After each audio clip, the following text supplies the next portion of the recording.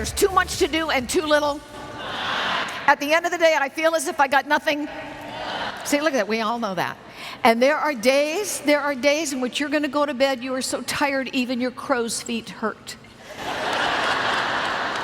Days in which you get up, all best intentions, and you say, oh, good God, morning, instead of, good morning, God.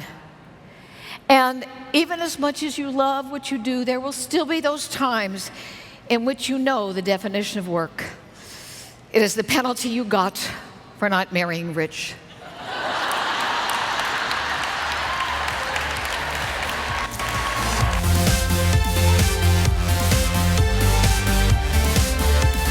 Let's talk about then this notion of radical resilience. Let me define it for you. First off, this is what it is not. How many of you remember that character? Okay. You got to be able to take a licking and keep on ticking. Well, there was that resiliency, Bozo the Clown. The traditional definition of resiliency is to do what? It is to bounce back. It is to bounce back. And that's exactly what happened with that image, Bozo the Clown. And those of us who remember it, you remember you would hit that thing and it would come back, hit it and you'd come back. Who wants to be hit and come back in the same position to be hit again? I do not think this is very smart. So to me, the definition of resiliency is not about bouncing back. It's this. It is to grow through. What is it that gives us energy or what depletes it? Because at the baseline, what is energy but the capacity to do work?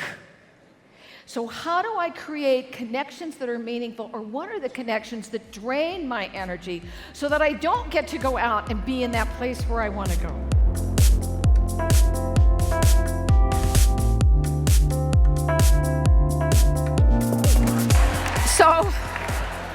So the problem for all of us is that we are connected in a 24/7 world that constantly is asking us to be on.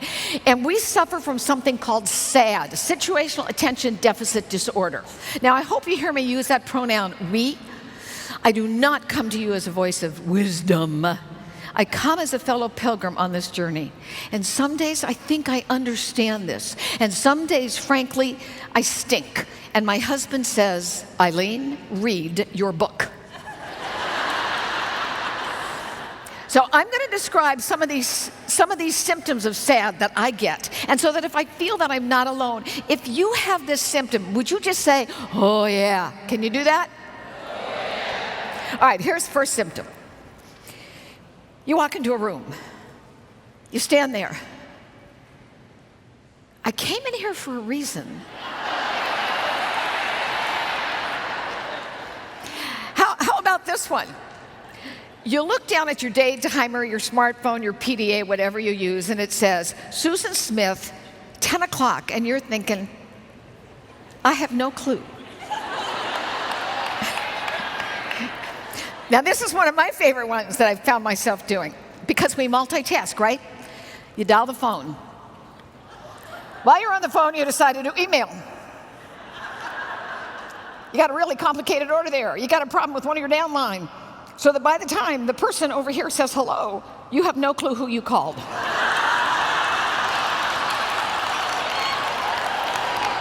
Your brain went out your nose. So here's the deal. By the way, that multitasking is one of the least functional things that we can do. Stop doing it. And that's a training part for us. So we do not do well. And research says it will take us 20 to 30 minutes to get back on track.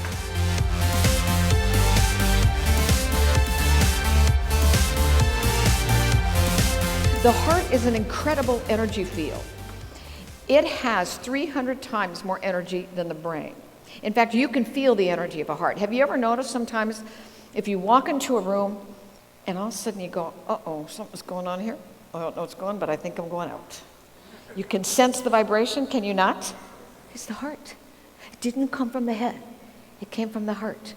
The reason I put heart up here with adaptability is the core of the word heart is the word ear. And it is listening. Your speakers today had talked to you about how do I listen? I think it takes the heart to listen. The French word for heart, coeur de lion, the heart of the lion, is also the root for the word courage. I think it takes courage to listen to the heart. Who is it you need to listen to? And I have to tell you, some of the people that I think will have ideas for us, how can we respond in a world of change that can create transformation, are people we might not want to listen to. And that's going to take courage.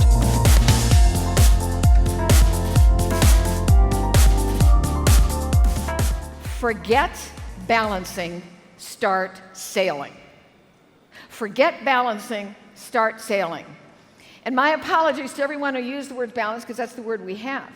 But I want to tell you why I think balance is a wrong word, and it has to do with the picture that comes in our heads when we hear that word balance. See, the implication when we hear the word balance is that it's equality. Have you noticed that life ain't equal? The word is the problem. I want to give us a different picture, therefore a different metaphor, because if a picture's worth 1,000 words, a metaphor is worth 1,000 pictures. Instead of thinking about balance, I want you to think about sailing. Do I have any sailors in here? Okay, all right. How about, has anybody seen a sailboat? All right, we're good. So when I grew up from high school on, we lived in Fort Lauderdale, Florida. One of my friends had a little one-person catboat. You could launch it from the beach in the back of the station wagon as long as you had one other person. And I want you to envision me in my little sailboat. So I've got my right hand over here on the tiller. I've got my left hand over here on the sheet. And if it's a wonderful day like you get in South Florida and the wind is coming off the Gulf Stream, my sail fills up so that I don't fall out of my boat. I got my toes ticked here under the gunnel. It's a little wooden strap. Okay, now can y'all see me in my little sailboat? All right? Do I not, theoretically, look as if I am out of balance? Yeah. You see, what allows me to go forward is I know where I'm consciously connected with the most important parts of my sailboat. If I let go, abandon it, where do I go? You got it, Shark City. So the first notion of sailing through life, when somebody says, how you doing, saying, I'm sailing, is how are you consciously connected, i.e. spending that precious thing called time with that which is most important. Now here's another part of the metaphor. When the wind shifts, what do I have to do? I gotta shift, I gotta come about, don't I? Does the wind shift in our lives? All the time. So then the notion here is I got to live consciously, not unconsciously. Now here's another part of the metaphor. Just as there are cycles of the tide, phases of the moon, so too are there cycles of our life. And if that is true, then no truer words were ever spoken than this too shall.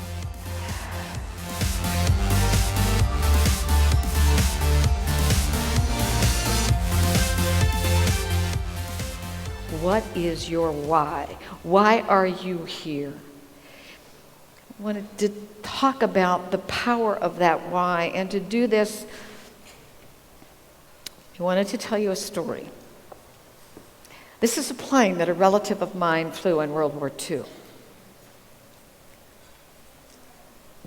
What makes this plane unique was the pilot. The pilot was my mother. My mother was one of the 1,074 Women's Air Force Service pilots, or WASP, who at the height of World War II, when every able-bodied pilot was needed to fly combat missions in the European and the Pacific theaters, answered a call to converge on an air base in Sweetwater, Texas, to take over the military flying for the men who were called offshore. And when they were disbanded shortly before the war was over, they were literally told, thanks for your service, find your own way home. And their records were sealed. And Mom had to call my grandfather and ask him for money to take a train back to York, Pennsylvania. I thought maybe you'd like to see Mom? Cute.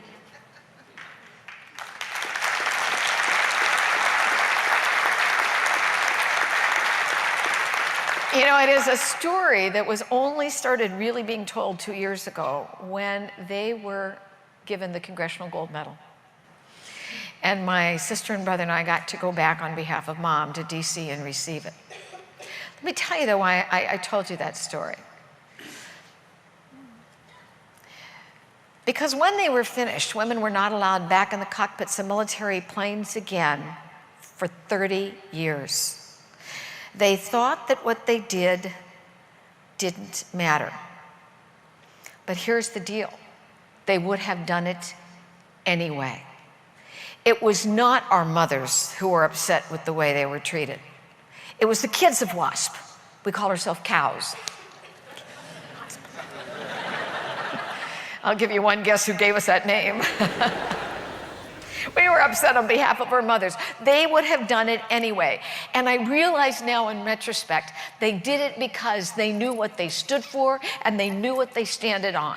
I would contend that they were radically resilient, but they did it because they knew why they did it. I tell you this because there are times for all of us in our lives, you're going to think that the work you do doesn't matter.